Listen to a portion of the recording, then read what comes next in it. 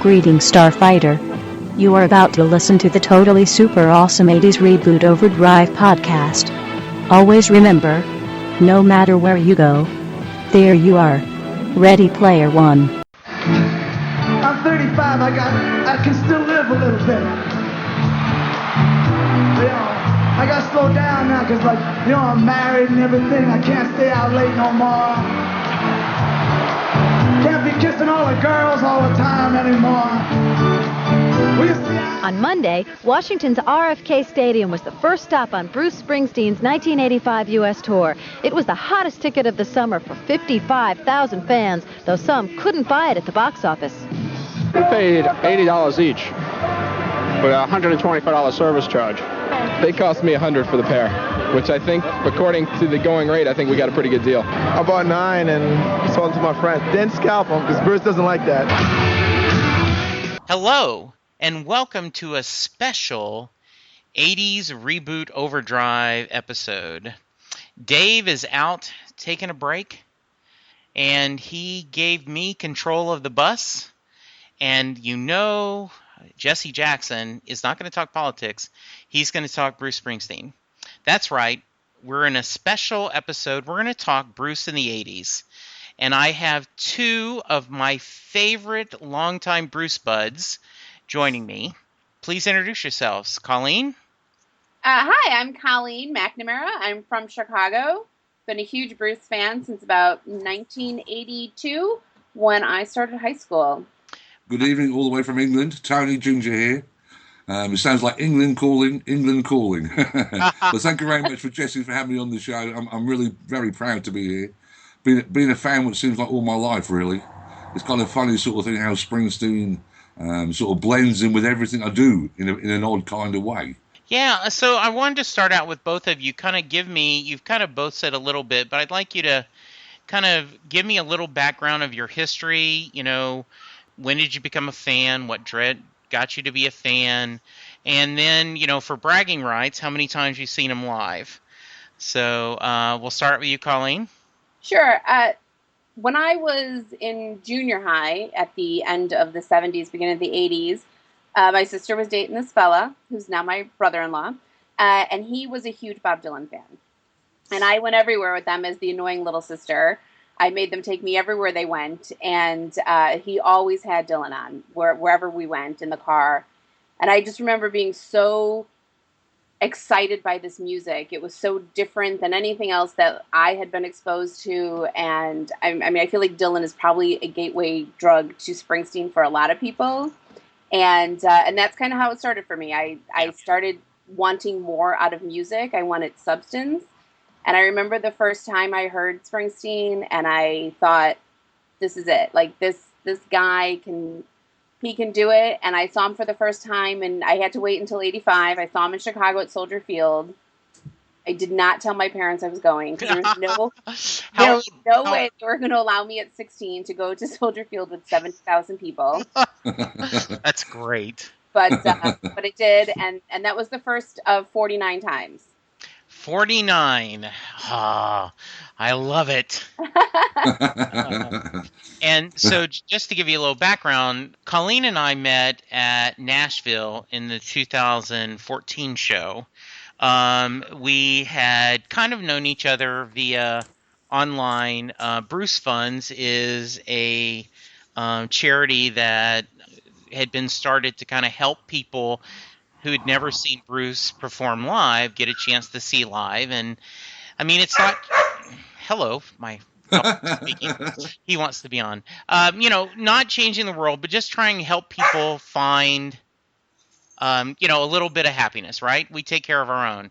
And so Colleen and I met each other, and we had a great time. And my favorite story is I was meeting 4 or 5 Bruce fans, and my wife said, "You're meeting people you'd never met?" And I said, well, yeah, but 1, they're Bruce fans, and 2, I think they're all female. She goes, well, you aren't worried about meeting strange people? I said, shouldn't they be worried about meeting this guy versus me? And so we did. We had a blast, and so we've stayed in touch online. Now, Tony, I have not had the pleasure of meeting in person, but I feel like we know him via Twitter and Facebook. So, Tony, tell us your Bruce story. Well, I suppose mine goes back quite a long time, and it's sort of kind of starts unrelated to Bruce. I've kind of played the guitar since I was 9, and so over the years I've had various different heroes as such. Listened to lots of different types of music, and in actual fact, my particular genre, as far as music is concerned, is a lot more jazzy than it is rocky.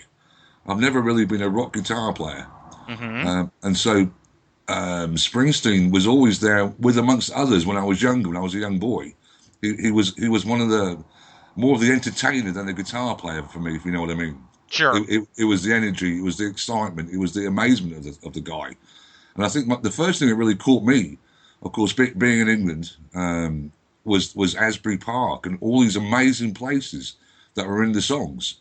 And I think in my head I could conjure up these amazing magical places that are right across the other side of the world for me. Yes. I remember going to Asbury Park. I think my first visit was in the mid-90s, I think it was, and being took around to these places. And I kind of prepared myself to be a bit disappointed, if you know what I mean. Sure. It's just a place. But funny enough, when I got there and started walking down the boardwalk and the casino and all these different places that I'd heard so much about in my lifetime for a long period of time, and there it was in front of me. It was like being in like a dreamland, if you know what I mean. I do. Yeah, so I kind of started with my desire for Bruce was the entertainment of him, the sheer power and the energy of the band and himself, and of course being a guitar player myself, trying to emulate that sort of thing when I was playing guitar myself when I was a young boy in bands, yeah. Trying to be a bit of Bruce myself, and as the years have gone by, it's not so much his playing or the singing, it's the songwriting. Yes. The man puts pen to paper like no other, in my eyes. It's quite extraordinary. It's like he was stood beside me writing the story whilst it was happening to me. He was there narrating it and writing it down. And so when I listen to a certain song, I think, crumbs, that's about me, Quite bizarre. Good. And how many times have you seen him? To be really truthful, I've no idea. But I do know it comes to... Best answer.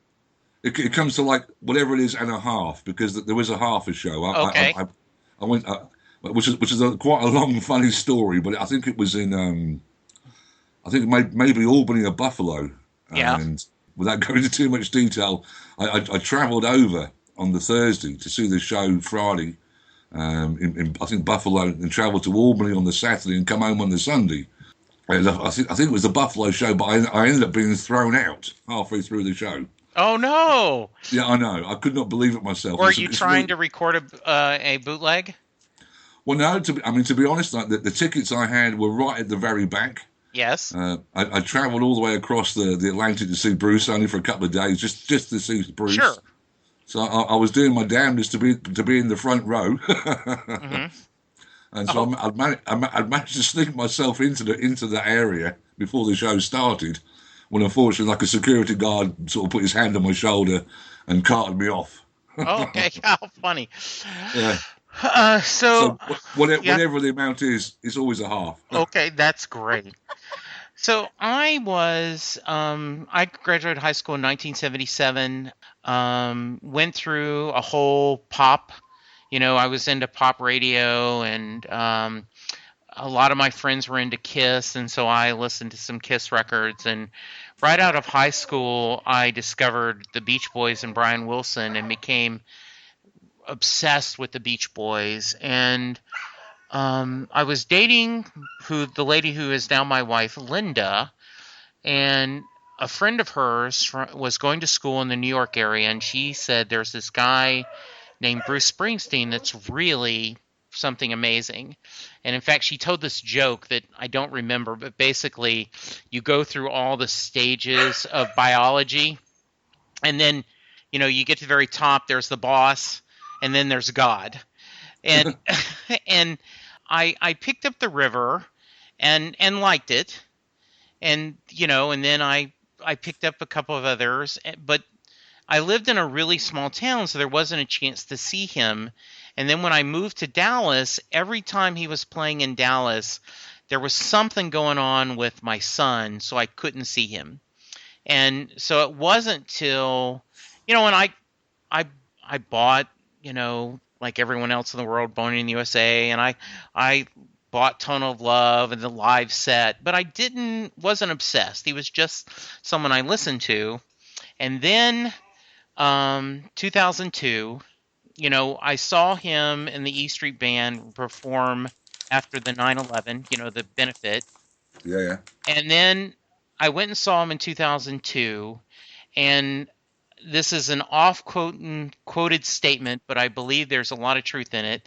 There's two types of people: the people that see Bruce live and go, "Wow, that was a pretty good little show," and the people that go, "Oh my God, I want to sell everything I own and go to every show from now on." I was the second. Indeed. I think that's so true. And I also those first type of people. Yeah, and I also was mad at myself because I had listened to The Rising, but casually. So boy, when Devils and Dirt came out, I wore that thing out, and then when he came to Dallas, I knew whatever song from Devils and Dust, I was going to know it. And right. So I'm now up to 10. I'm up to double digits. My wife is training for a full Ironman in November. So wow. 2015 is her year of exercise.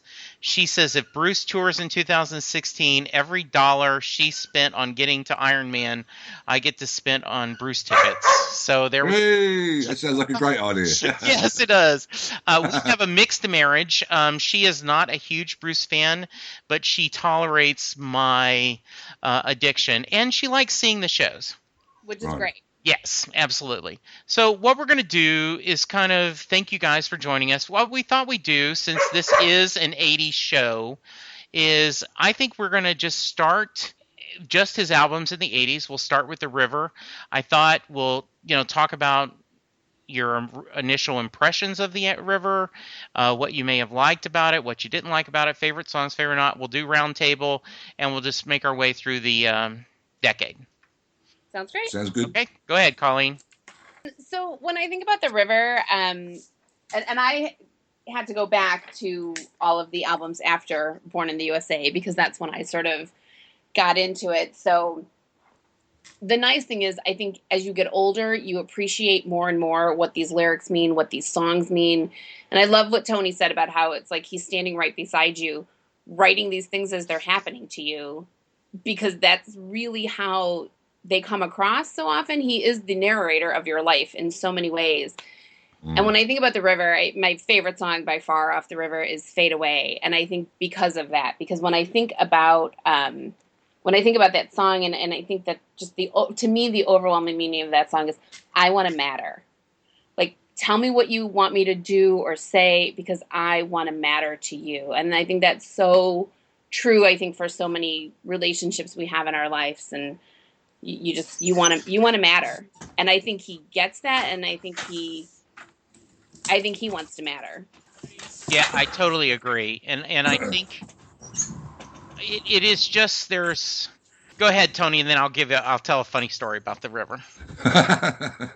Well, The River's a funny album, or double album for me, really, because out of all the songs that Bruce does, there's one particular song that I actually don't like at all. Yeah.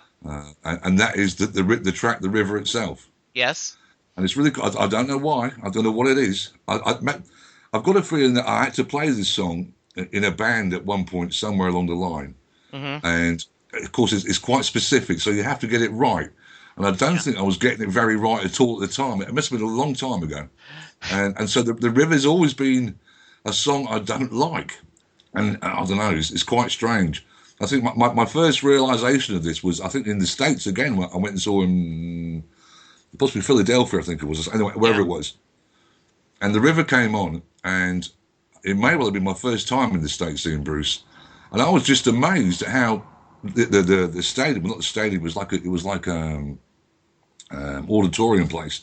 Yeah. And everybody just started walking out. It was like a break time. Oh. I think it was like The River, and then possibly Mansion on the Hill was the next song. Mm-hmm. And I couldn't believe how all these people were just walking out because it was a quiet song, and They were just going for like a hot dog or a beer or whatever they were going to do, and I was just staggered at this. But I didn't disagree with it because, like I said, I never particularly liked this song at all. So the River albums are quite a strange album. Some beautiful songs on there, beautiful songs. Like Colin says, I mean, that some of them are really close to the heart, you know. And I think we can all relate to some of these songs at certain points in our life as we go older and get older. I mean, they were written by somebody at the time who was quite a young chap. Yeah. But he still talks about modern day things, and I'm sure they'll be still relevant in 100 years' time. The boy girlfriend thing, the cars, whatever it is. I totally agree. So one of the shows in the 2014 tour that I was at, somebody held up a sign and said, "It's my 19th birthday. Will you do the river?" And so I'm telling this story to my friend Sam, and Sam's like, had he never heard the song? I mean, that's a depressing song to play on your birthday. Yeah. Why just because it says on my 19th birthday, you can pick a better song. It is a depressing song. And is the dream alive, if it doesn't come true, is just heartbreaking. I think we've all been there. We've all got lots of non-Bruce friends. Yes. And of course, the first song they quote is "Born in the USA." Right. And that's pretty much all the songs they ever know. Yes. And like I say, a lot of my non-Bruce friends, they say, "Oh, Bruce Springsteen, that's Born in the USA, isn't it?" Yes. And I'll say, "Yeah, but there's a lot more to that." And in actual fact, funny enough, that's another song that not many Springsteen fans really like a lot. It's not a big song for a lot of people. Because you've got to listen to the lyrics. You've got to listen to what it's all about. Every song has got so much meaning in it. So, Colleen, how about you? What are your thoughts on the River song? Well, it's funny because I feel very close to it in many ways because my brother and his girlfriend had a baby very young. They were in high school. So I think a lot of the song speaks to that part of their life. They are happily married for 25 years with a 28-year-old daughter. So it's a great story, much like Bruce's sister. But so it's always kind of meant something to me. Sure. But more recently, so I have in the last 6 or 7 years made a very, very close friend. Her name is Melissa. Jesse, you've had the pleasure of meeting Melissa. Yes. And we went backpacking for several weeks in Asia a few years ago. And we had spent some time in Vietnam, and we went out on this overnight, they call them junk boats. And it was a small crowd of about 30 tourists and then the ship's crew, and they had a karaoke night. And everybody was singing, and they wanted everybody to participate.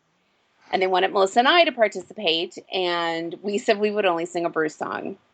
Well, they had 2 Bruce songs only available. One was Born in the USA, which we did not feel comfortable singing. I can understand why. So we were like, we ixnayed that. We said, no way. Yeah. Other song was The River. So if I could just set for 2 seconds the moment. Everyone is having the best time, laughing, drinking. It's this beautiful night in the... we were on the bay. It was just gorgeous on this great little boat. And then Melissa and I sing The River. It's the saddest song ever. Right. And everyone went to bed. So we completely killed it. So I have 2 very distinct connections to that song, which makes me love it so much. One, like I said, my brother and my beautiful niece Ashley. And then the second is Melissa and I being such killjoys of this party. Oh, that's awesome. We would have been better off singing Born in the USA. Yes. They would not have probably understood the meaning, and it would have been just fine. Yeah, because they all would have yay, Born in the USA, yeah, born. Oh, hey, K-san, we know that. Yeah. But so anyway, so I personally love the song. I think it's very touching. I think it's a beautiful song that he wrote for somebody that he cared about, and I just feel like my relation to it is very strong. Yeah. And it is a beautiful song live. I mean, at the end when the band's playing and he's, kind of just, oohing and, it is haunting. Yes. It I like it. I actually like the river a fair amount. There is not a lot on the album I don't enjoy. Some more than others. I love all the fast-paced. I like. You can look, but you better not touch. I love, Cadillac Ranch, and I like you. I think Fade Away is really beautiful. I didn't get to go, but I did get a bootleg of one of the live shows where he did the river. And it was cool to see all of them, done in a row, and good stuff. Yeah, I would love to see the river, the whole album show. Yeah. Number one, it would be so greatly long. Yes, indeed. You know what I mean? That would be like the best part about it. And then you're right. And the thing about so many of those songs on the river are so many of those songs are live songs. Like they are the songs that when you hear them, like I'm not crazy about Sherry Darling, but when I hear that live, yes, I love it. And I have the live version on my iPod that I use when I go swimming and I do my laps, because it's so high energy and it's so fun. When you can hear them laughing as they're singing, it's fantastic. And I love the tradition of Hungry Heart with the live audience singing the first verse. And you know where that started? Well, go ahead and tell the story. It started here in Chicago. I wasn't at the show. It was before I had seen Bruce, but it started at the Rosemont Horizon, which is just on the very edge of, it's actually in a suburb outside of Chicago, but it's right on the edge of Chicago in Rosemont. And he talked about it once on, I think, Jimmy Fallon. I think so. And he told the story about how he couldn't believe, the crowd had sang the entire verse. And then the next night when they went to, I think he said Kansas City or the next city that they went to, it happened again. And this was before social media or before anybody could sort of like alert the next group as to what's going to happen or how it's going to happen. And he talked about how super cool that was. Yeah, and I still think that's a very cool moment when they start playing it, and I guess his first pop hit. I guess some of the other stuff had hit the charts, but not in the way that Hungry Heart had. And once again, it's like many songs of Bruce where it's all happiness and joyous, and then and the lyrics portray the sound. It's this poppy sound, but it's also, I left my wife and kids and moved on, right? So interesting. Yeah. So Tony, how about you? Ta-da! I'm back. Yes. So sorry. No, that's great. We just talked about hearing Hungry Heart live, and how we think it's cool that Bruce sings the kind of beginning lyrics. Is there any other song on the river that you have a special fondness for, or something you've shared you don't like the title track? How about any other songs you may not care for, or ones you mean anything to you? I love them all, to be honest, at the end of the day. Yes, absolutely. I love them all, really. It's very difficult to have favourites. I suppose that the River album is not necessarily a favourite album of mine. It probably sits in the middle somewhere. I'm very much a Tunnel of Love guy. I love that album to pieces. I love Devils and Dust. Yeah. I suppose, going back to what we were saying earlier about how these... I mean, I always think to myself, Bruce sits down with a pen and paper and a guitar, and he writes these songs.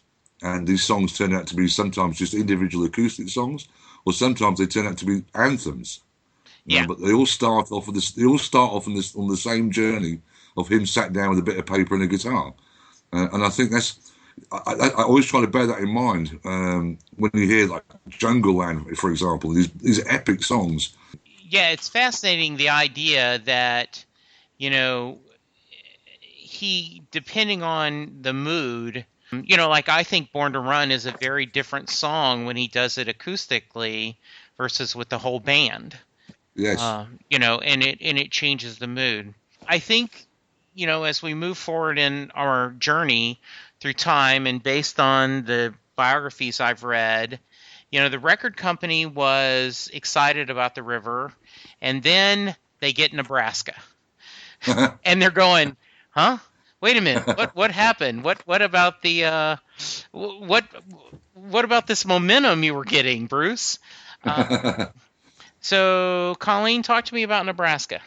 So I love the Nebraska album. I love how dark it is. I feel like it's probably, and now reading so much about Bruce, I mean, at the time I had no idea. I think it really speaks to kind of who he was at that time and what he was going through, with all the ups and downs and navigating this new stardom and this new kind of dealing with record companies. Yeah. Stuff. And so I think Atlantic City is probably one of the best songs ever written. Yeah.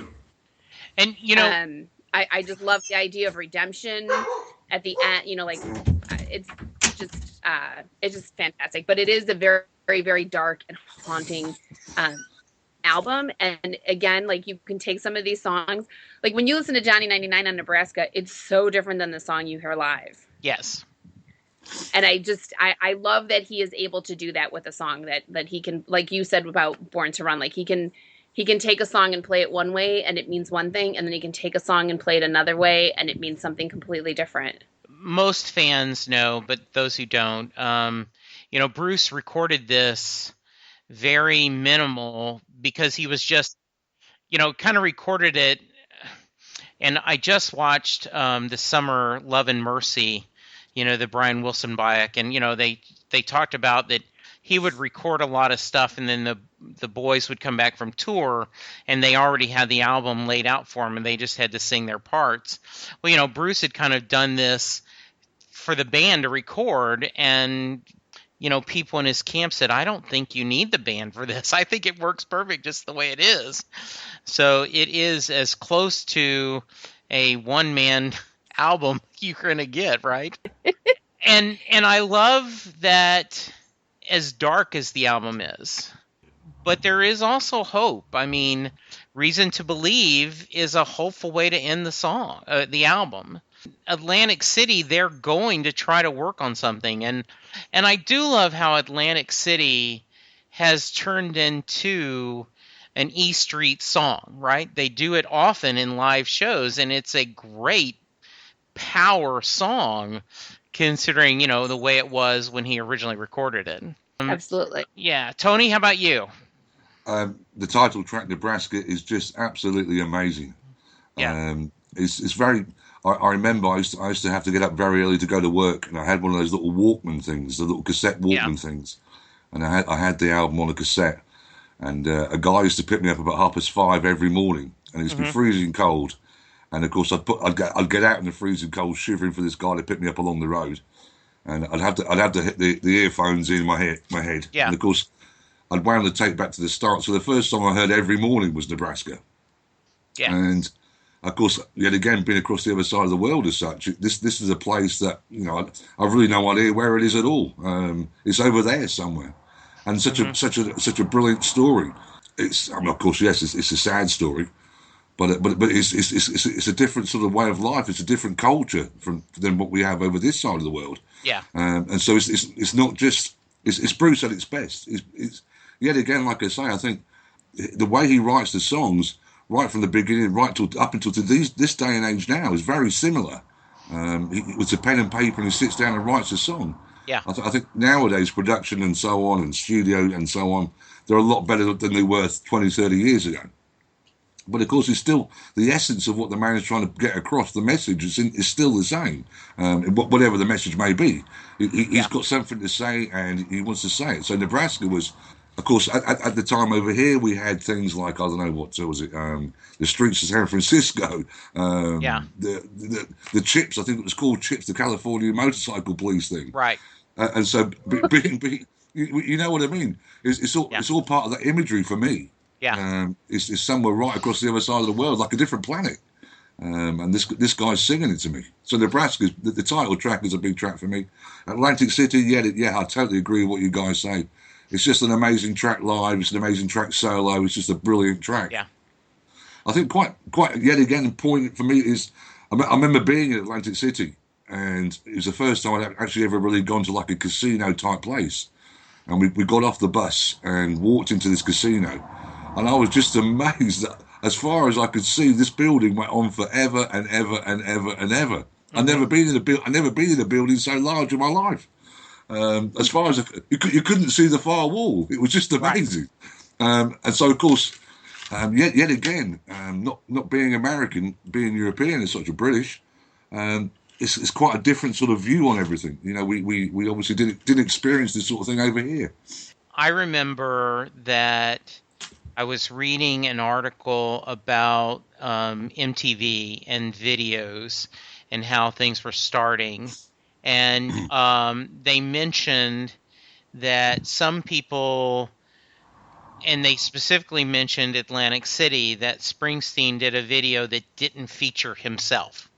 Right. You know, and that was at the time really different. And, you know, and Bruce has never been someone who I think does what's necessarily the smartest thing commercially. I mean, he certainly has had success, but I believe he's, you know, walking his own path. I love Highway Patrolman when Johnny Cash does it. I just think that's a powerful cover. Yes. And I love Used Cars. Just the power of being poor, and my mom and dad divorced, and my mom did not work. My dad was in the Army, and then when they divorced, we went through some tough times, and I can remember that feeling of worrying about money and the idea of, you know, I'm never going to drive in a used car again is something that's so it's such a strong statement, but he doesn't say it as in this, you know, as God is my witness, I'll never drive in a used car again. You know, shades of Gone with the Wind, right? It is just this statement that's almost out of, you know, depression or something. What do you guys think? I completely agree with that.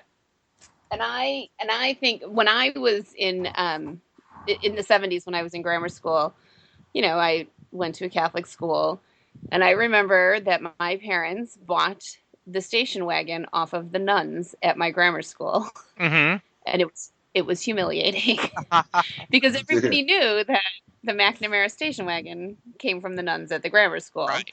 And it was covered in holy metals, which my mother thought would be bad luck to take off.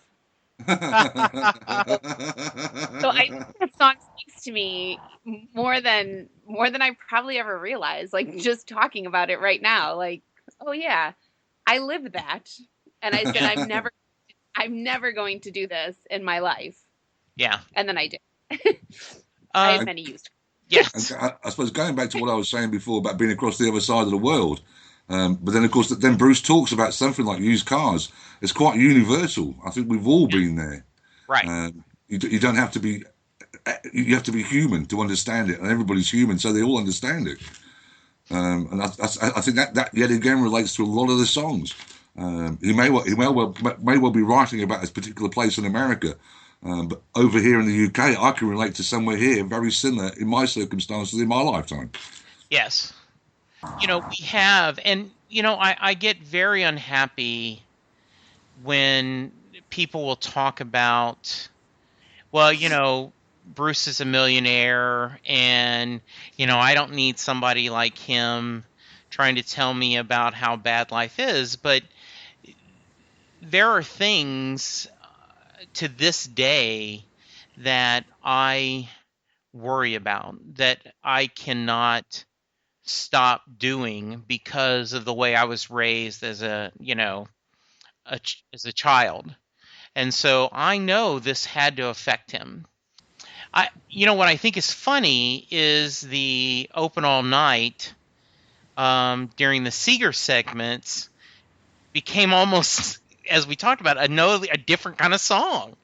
Yes, absolutely. Great fun. Yeah, I mean, like you would not have, okay, let's pick a fun song from Nebraska. And there's that, I'm going to get the quote wrong, but Ronald Reagan was talking about Born in the USA. And, Bruce made a comment, I don't think Nebraska's, President Reagan's favorite album. But I think the beauty of that when, and I love hearing that when I put in the Live in Dublin CD, and just the power and the energy in that is just amazing. Brilliant. And it shows the musicianship of the band. Yes. And a lot of that is the friendship that's there as well within the core of the band. Yes. I mean, I've played in bands all my life. And yeah. Some bands, it's just like a job. You turn up for the gig, you wouldn't even know half the people. There'd be different people every week. Other bands I've played in, they're close friends I've known for 10, 20, 30 years. And you just kind of know what you're going to do. I know what he's going to do next, It's trust. It is trust. And, absolutely. One of the things I thought was fascinating is in a recent interview, he talked about, and I may get this wrong, but he said, really, when we do something live, I only need to coordinate with 3 people. He talks about the guy that's in charge of percussion. I can't think of the person's name. And then the guy who does the background singers, then I do the band. Steven does the band. Right. And so really I just need to talk to those 3 about what we're planning to do. I watch the video probably at least once a week of them doing Joe LeBlanc in Australia. And, he had not done that in years. And just all of a sudden, they're talking to each other, and they're, they got Susie playing a, solo, and everyone's going, and it's just amazing how well these guys play together. And when I say guys, I mean gals too. I think the comment that what's his name, the guitar player that was with them in Australia, can't think of his name now. Tom Morello. Yeah, Morello. Tom Morello. The comment he made about he said something like it was the second or the third night before they actually played a song that he knew. Well, which I thought was quite bizarre. He stood there, and of course, I mean, he has all the chord structures and everything in front of him on the floor. You can see what the chords are. But he was stood there playing. He's kind of jamming the songs, Of course, he's good enough to do that anyway. Yeah, and I know a lot of, kind of getting us off for a moment, I know a lot of fans were unhappy he joined the band, but I thought you could tell he loved Bruce's material, and I just thought there was a joy in his face playing this music, and I thought it was great. I loved the big band. A little. I was when I kind of heard it at first, I was very unsure. Right. And then the very first time we saw him, I think it may have actually been in Nashville. Yeah. Yeah, that was all gone. That was all gone. Like you said, you could see not even just how much joy Tom had being part of it, how much fun Bruce had playing off of this new energy. Yes, absolutely. He's also a Chicago boy, but he's and a Cub fan. So I'm very much a big fan of Tom Morello. But I felt like you could really feel Bruce and the band sort of feeding off of his energy, like this new energy that he brought to the group. I love the bigness of the E Street Band these last few tours, right? Huge horn section, the background singers. I mean, they are just. It is a rock and roll orchestra. And I mean, I know like some of them are newer and haven't been there since the 70s and the 80s, but just to see how they've all sort of grown with it. Like none of them have sort of stayed stuck.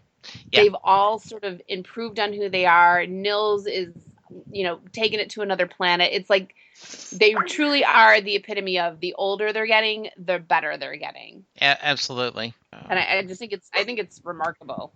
Yeah, it really is. That we'll move on to what most people think of Springsteen in the 80s is the Born in the USA. And before we talk about the album, I got to tell you the story. So I'm in Houston, Texas. It's the third show within a month.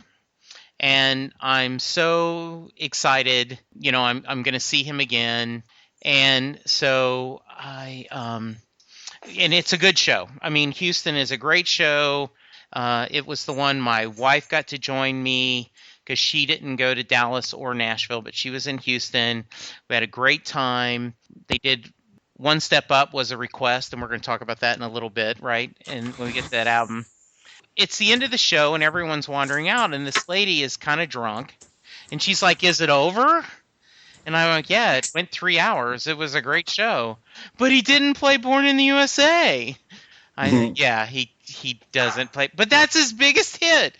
I go, it's actually kind of rare when he does Born in the USA. I mean, he's done it a little bit with The Wall this tour, but that's not. But really? He's not going to do Born in the USA? Yeah. People stateside don't get it. Yeah. And, it is weird. Tony, I had shared with Colleen before we started the call that when he was in Dallas for the free NCAA show that they did, it was more hit-centric. He does not go to the well of Born in the USA, that album, as much as you would have thought. I mean, Colleen, you tell me. You just saw U2. Did they play most of their hits? No. Oh, they didn't? No, I don't think so. I mean, I think they played, I'd say probably about half of the songs people were expecting to hear. Okay, well, very good. I mean, they played, they play a lot of their new music. Okay. Well, good. And things like that. So. Okay. Because I know most pop, people, they're going to get those hits. And in fact, I had a real good friend went and saw Tom Petty, and he said, this is the kind of show that a Tom Petty fan would hate, because he did every Tom Petty song I wanted to hear. And I know the diehard Tom Petty, fan is sitting there going, no, just, don't do that one. We want to do this. And, and my friend also is a big Bob Dylan fan. And, he says that Bob is doing kind of the same set list over the past few years. That's a kind of mixture. But, at times he won't play his biggest hits either. I, like everyone else in the world, picked up Born in the USA. I first bought it on cassette. Then I later got it on CD. And you could also call it Bruce Springsteen Greatest Hits, because I think almost every song on this thing, if it wasn't released, it's gotten heavy radio play, right? So yes. After all this time, as both diehard Bruce fans, what's your thought on his most popular album? I mean, I do like it. It's probably it's always hard to pick favorites, like Tony was saying, but it wouldn't be in my top.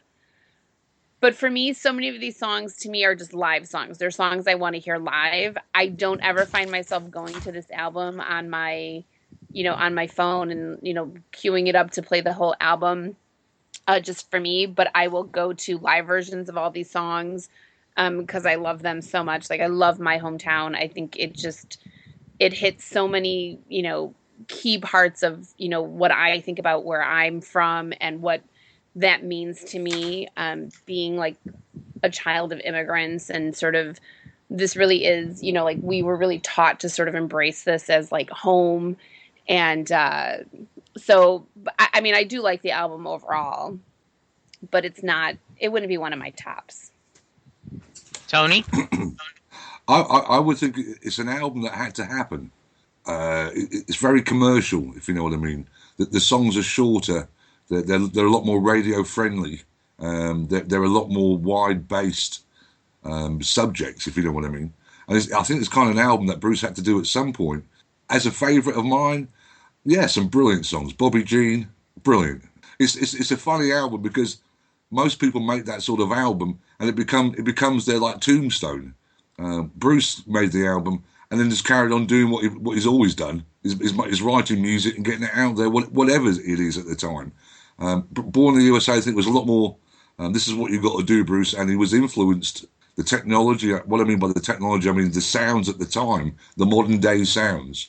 in the production of it all. So it sounded saleable, if you know what I mean. It was meant for the mass market.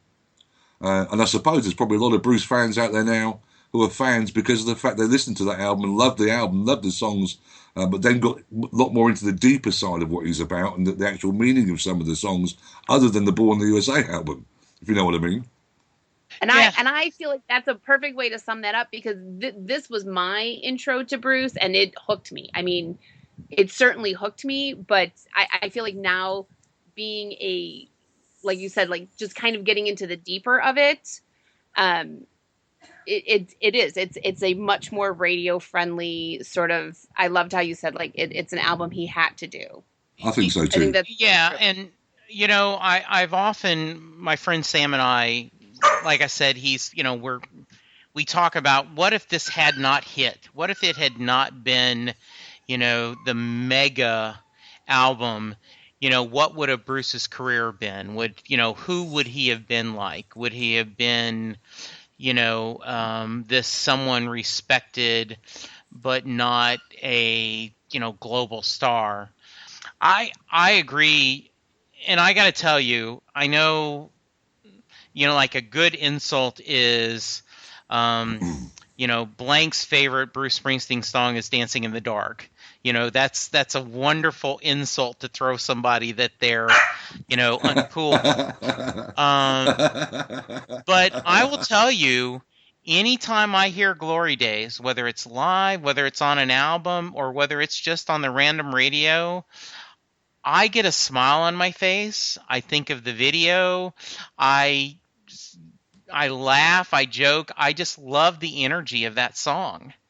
And I know really maybe a lot of fans would go, oh, God, not Glory Days again. But I did. I just still, it has not gotten old on me. Like, I could go, I don't need to hear Born in the USA anytime soon. I think that I might be wrong in saying this, but wasn't Born in the USA the first CD? That was the first album that came out on CD, so it was like a technological time. It was like digital music was coming to the fore all of a sudden. I think vinyl was going out the window, yeah. and all of a sudden we've got this new format now, and so everything was. I mean, CBS or Sony, whatever at the time, were trying to build this big thing up, and I think Bruce's Born in the USA was the first that album to come out on CD. Which was like the click word at the time. This is a new revolution in music, and so it had to be very commercial. But yet again, the songs, like I was saying earlier, the songs are still written with him and a bit of paper and a pen and a guitar. That's how they all started. And he wrote about things he knew, and I think that's, you know, and oh God, yes. What I do love about Born in the USA though is how misinterpreted it was over here. And how it still is misinterpreted over here. I mean, you can't go to a 4th of July fireworks extravaganza and not hear Born in the USA. So I kind of like how he sort of snuck that in. And if you don't get it, it's sort of a joke on you then. And I kind of appreciate that. Because so many people have been told many, many times, like, this song does not mean what you think it means. And then they still kind of don't get it. So I kind of feel like it's kind of a funny joke on you. So I like how and I feel like that's sort of on purpose. Yeah, I mean, they put it as, you know, Ray Charles, America the Beautiful, and then, you know, Bruce Springsteen, Born in the USA, and they both are beautiful songs, but they do not mean the same thing. Far from it. Yeah, and I like you know, they just recently they did a cover versions, right? They just this past year, a lot of independent artists, you know, kind of, you know, did a version of all this, and I thought it was really well done to look at it. They played No Surrender at the Houston show, and, you know, two brothers got on stage, and the video's out there if you want to look. But, you know, one of the brothers says, I pulled my brother out of school to go to this show, and they came and they knew every lyric, and they were, you know, there was just pure joy on them doing the show. Yeah, it is amazing. Downbound Train is my brother's favorite song of Springsteen. So, and such a great song live. Yeah, and I think that's it. I mean, you know, like, I love Working on the Highway, with Bruce spitting Yeah, out so do I. water. I mean, just it just. I love it. It is, and so there is plenty of fun stuff on the album. The Working on the Highway song always reminds me of a particular time. It was in Earl's Court in London, and Bruce played Working on the Highway, and I was so lucky because I was dead centre, I think second row from the front, and I was that close that I could see the plectrum ping out of his hand whilst he was doing the song. So when it came to the end of the night and the lights are up and everybody's starting to leave, I went straight to the front of the stage as Kevin was starting to pack Bruce's gear up. And I remember shouting up to Kevin, I said, Kevin, make an old guy happy and throw me Bruce's plectrum, please. I know it's on the floor, it's down there, and I pointed to where it landed. And Kevin bent down, looked at me first of all with a strange sort of look, thinking I'm an older guy than he is. And he picked the plectrum up off the floor, and he threw it to me. He must have been, I don't know, 5 or 6 feet. He had to throw this piece of plastic towards me. And, of course, on the floor, it was all that metal grating type stuff. Loads of little squares like a metal grid across the floor. That means if I didn't catch this thing, it would have gone straight into this metal grid and never be seen again until I lifted the whole grid up. And I don't know, it was like slow motion. This plectrum came through the air, and I put my hand up, and I caught it in my hand. And it was like, for me, it was like winning the World Cup. It was amazing. That's awesome. That is a great story, absolutely. And it did. It dominated. It came out. I got married on June 2nd in 1984. My birthday is June 3rd, 1984. And then Born in the USA came out on June 4th, 1984. So pretty good 3 little days in a row. Yes.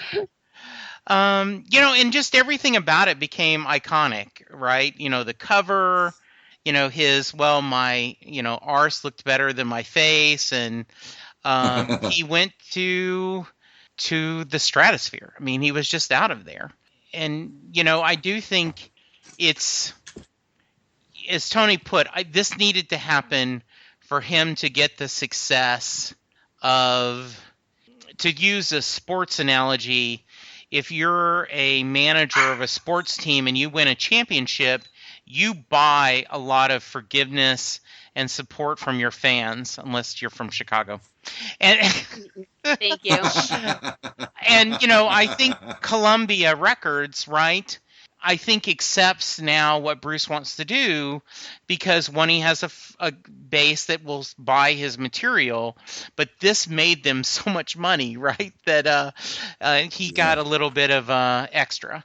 And it would be fascinating to see how many of the other albums' sales were directly because of this one. Yes. Colleen, I don't know if you're a fan, but my other obsession is Doctor Who. And Blink is an episode that is not a typical Doctor Who episode, but it is a great gateway episode to get people to like the show. And I think this is a gateway album that you start there and then you kind of move them on to other things, and then you get them to a live show and you've made another obsessed fan, right? Yes.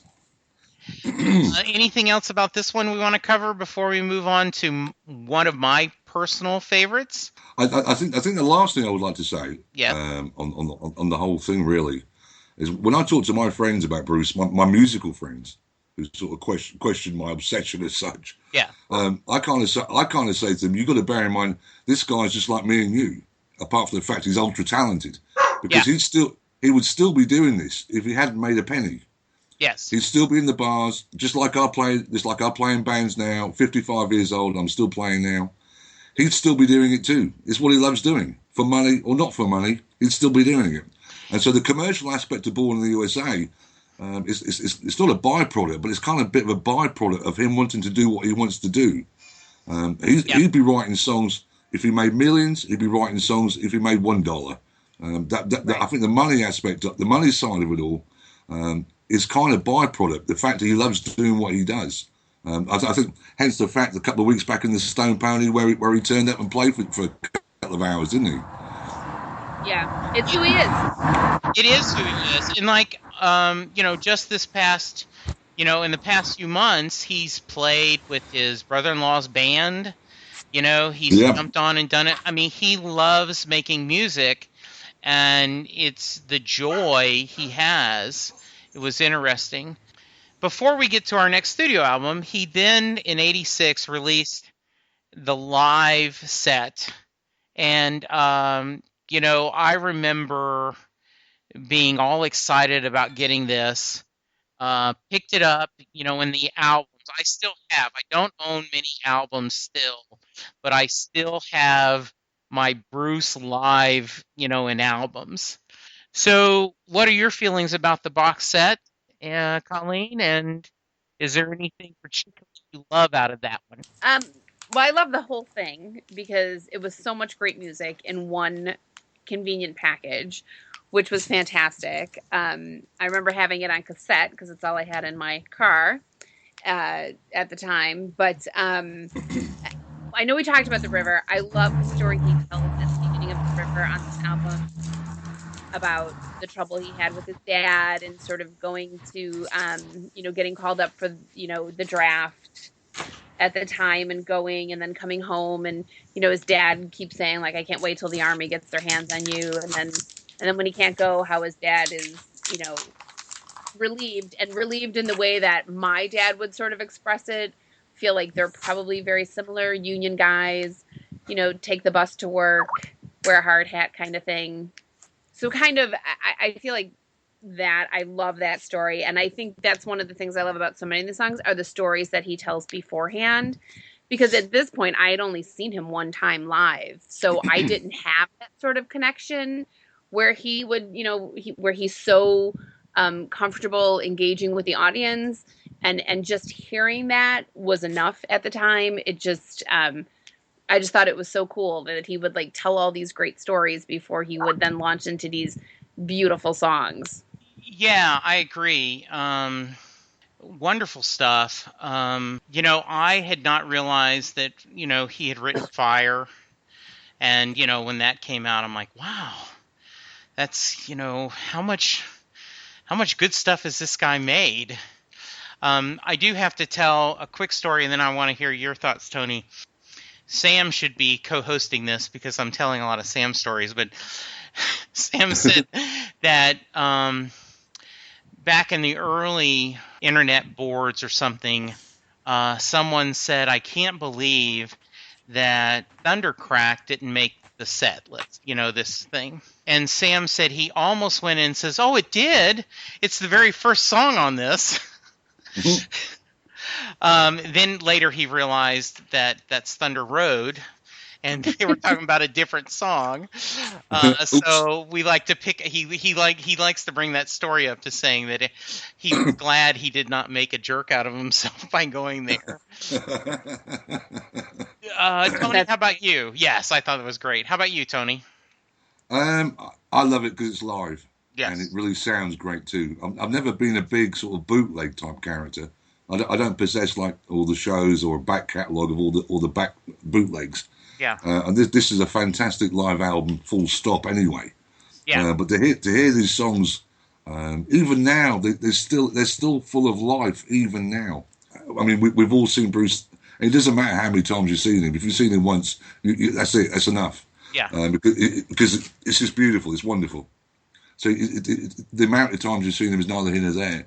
And you can listen to this album and you can think of all the different times you've been and all the different places and friends I've met and so on over the years. It's just a wonderful album. I love it. I love it to pieces. I have it in my car now at the moment. Yeah, I have. My car allows you to.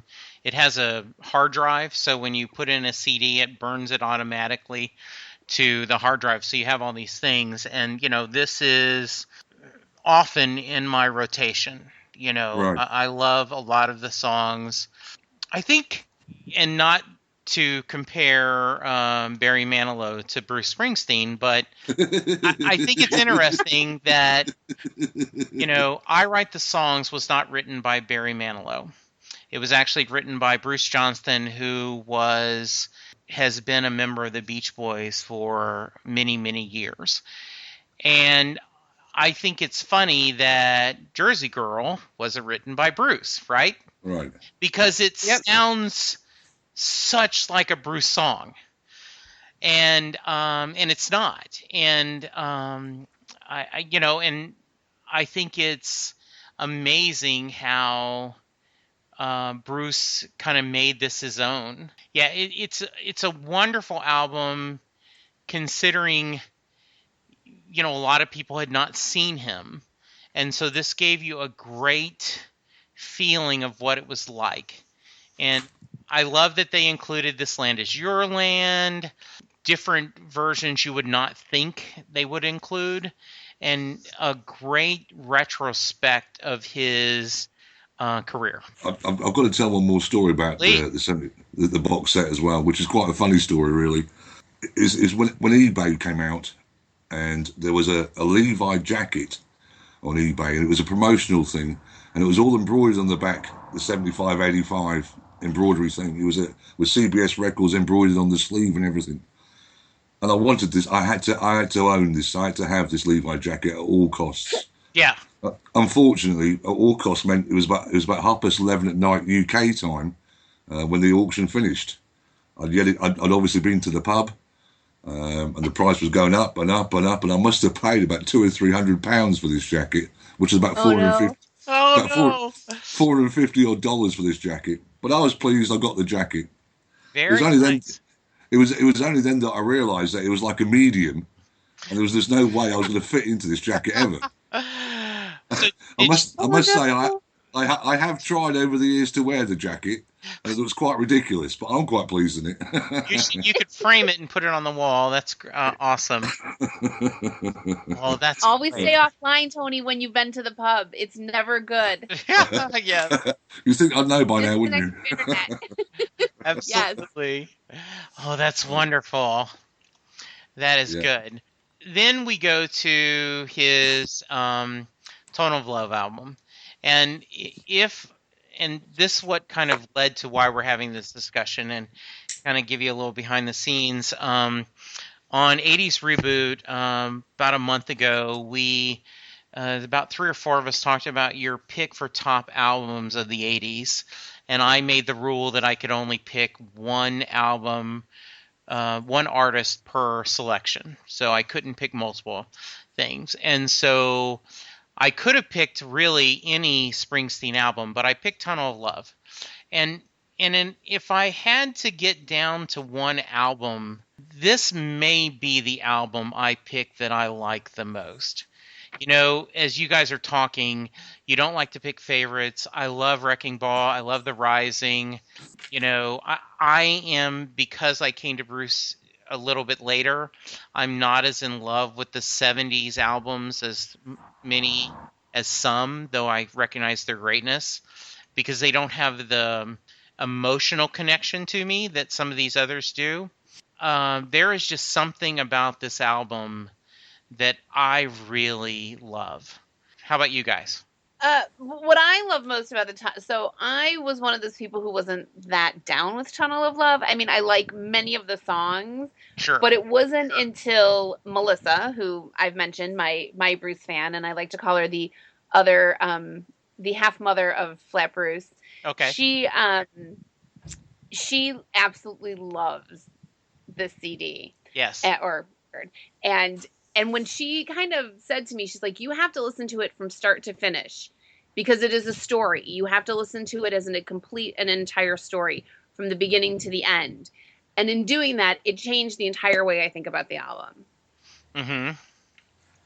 And instead of taking it as one song here or one song there, that if you listen to them all together, it's really gives it a different feel and sort of is much more powerful. And so you like it a little bit more now? A lot more. Okay. Interesting. Yeah. Tony, how about you? Tunnel of Love, I think, like yourself, is probably my favourite album. I absolutely adore every second of it. And it's really quite funny because it probably contains my favourite track. I probably have 3 favourite tracks out of all Bruce's music. And Valentine's Day is one of those tracks. I've never seen him play it live. If I knew he was going to play it that night, I would move hell and high water to be there. Yeah. I've never seen him play it.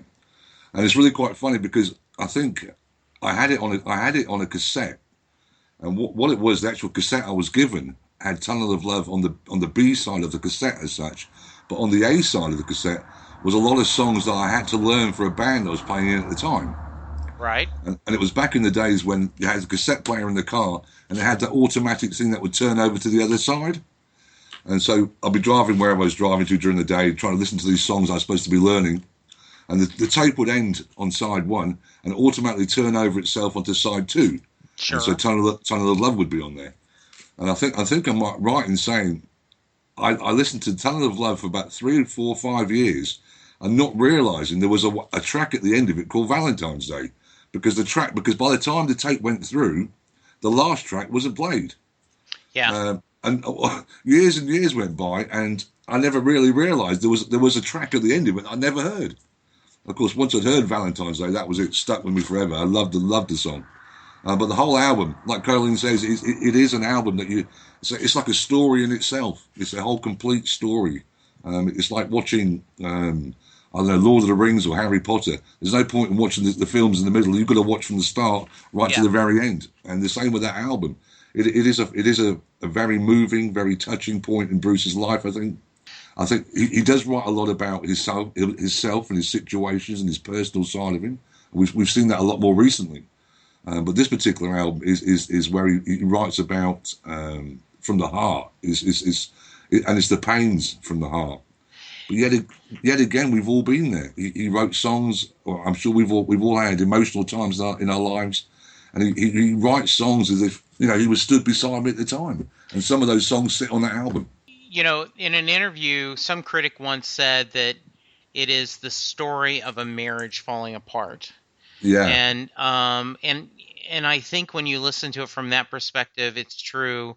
I did want to share a story that isn't my story, but I thought it was a beautiful story.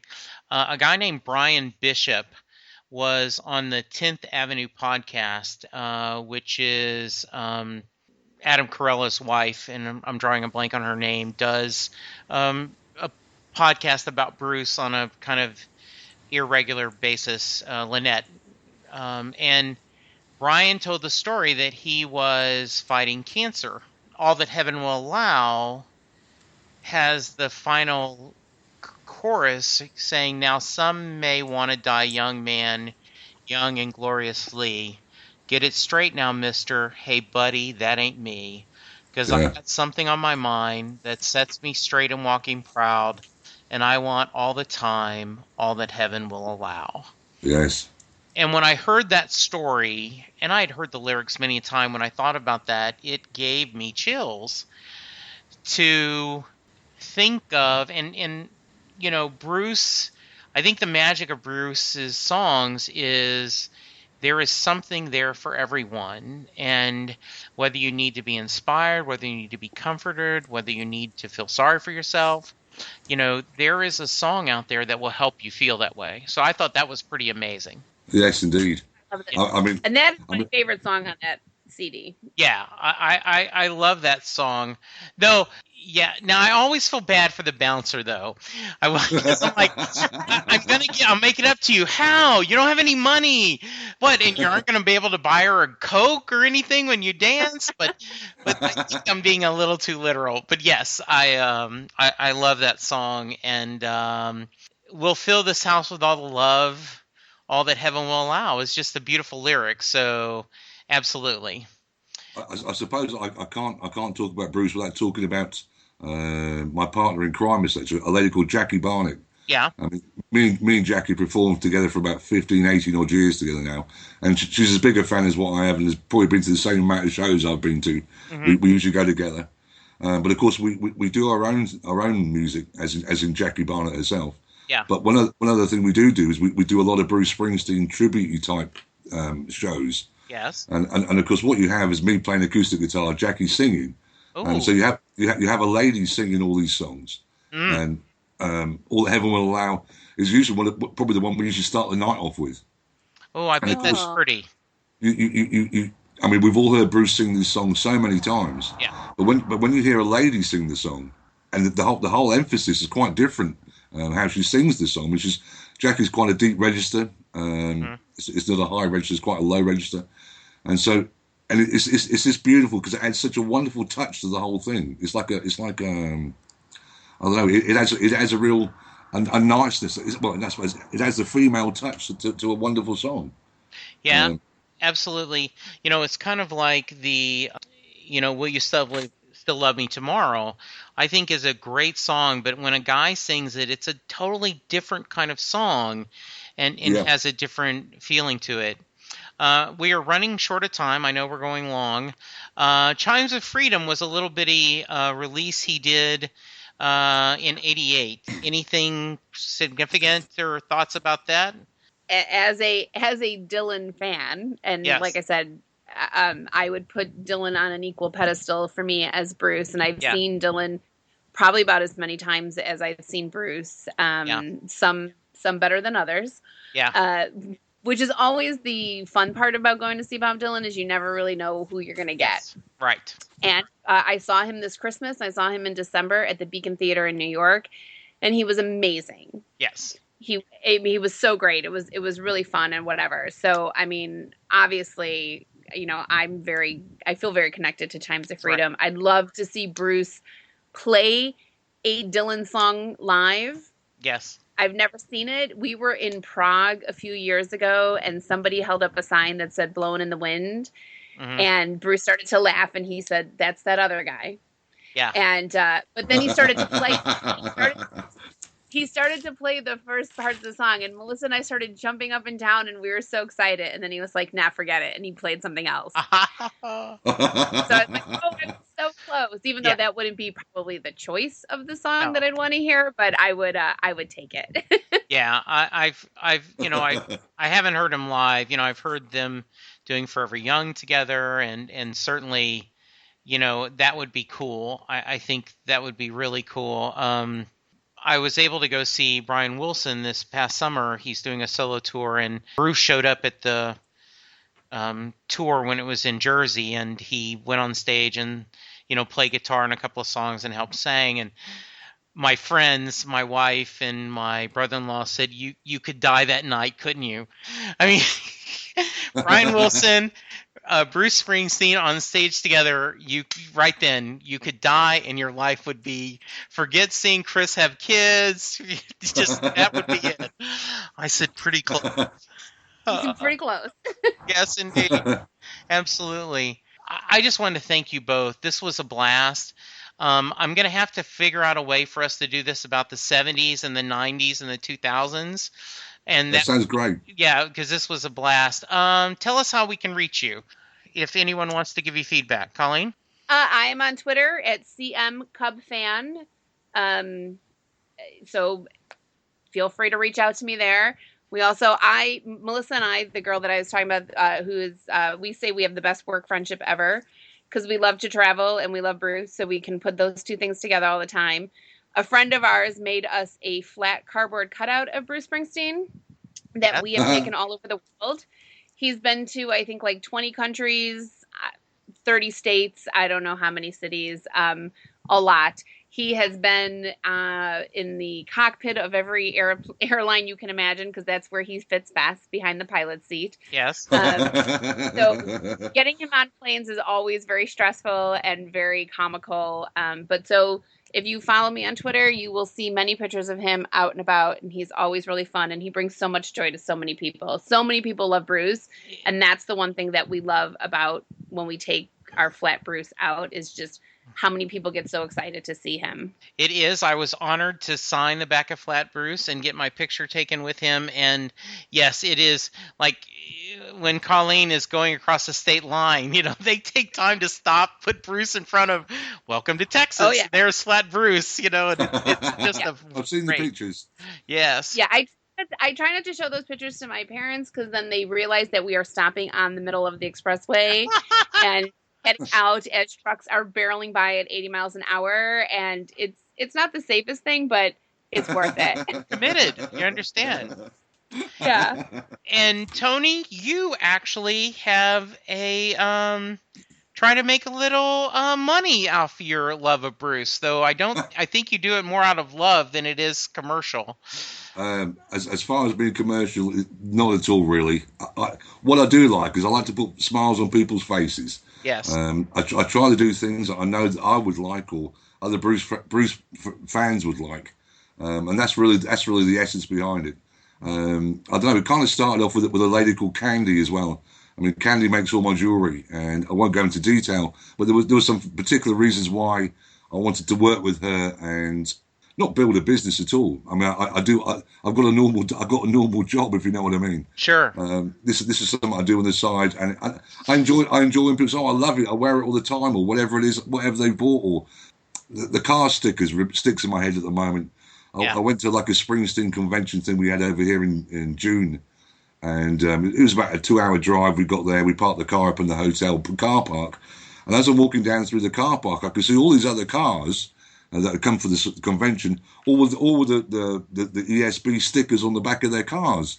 Yes. I'm thinking, I've never seen so many all in one place. It was amazing. I have my ESB sticker, and I have my Bruce Budds guitar pick that I put on a chain next to my TARDIS. Thing that I wear. Yes, so absolutely beautiful. What's the website where they can reach you at, Tony? Oh, right. That's www.brucebuds.com. Yes. And brucebuds.com. And your Twitter handle? Tony Ginger, TonyGinger. All right. And I am at Jesse Jackson DFW. There is a slim chance someone will send me a nasty comment about politics. But mostly I talk about Dr. Who and Bruce Springsteen on my, and every once in a while they just include me, and I always reply back, wrong Jesse Jackson, this is, wrong one, I'm obsessed with Bruce and Dr. Who. So I'm going to say goodbye. Thank you. Please give us your feedback and let us know if you want us to hear talk about the 70s and the 90s. But I'm going to end with now a life of leisure and a pirate's treasure don't make much for tragedy, but it's a sad man, my friend, who's living in his own skin and can't stand the company. You got to love yourself. For now, guys, happy set listing, and we will talk to you soon. Bye. Thank you, guys. Bye-bye. We hope you've enjoyed this show. This podcast is part of the 80's Reboot Overdrive channel on Southgate Media Group. You can follow us on Facebook on the 80's Reboot group page. We're also on Twitter and Tumblr at 80's Reboot. We invite you to check out all the wonderful podcasts and blogs available at southgatemediagroup.com. And thank you for reliving the 80s.